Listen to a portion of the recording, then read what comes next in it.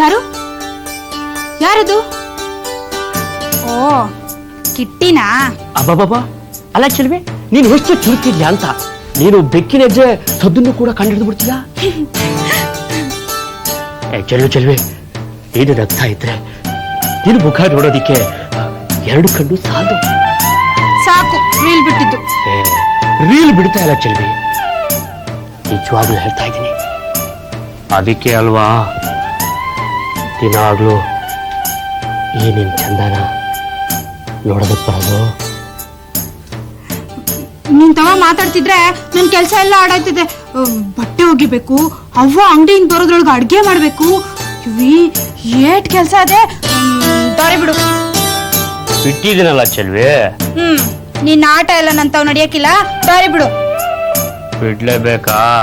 ಬಿಡ್ಲೇಬೇಕು. ಬಿಡ್ಲೇಬೇಕಾ? ಬಿಟ್ಟಿಯೋ ಇಲ್ಲೋ? ಬಿಡ್ಲೇಬೇಕಾ ಚೆಲ್ವಿ? ಬಿಡು.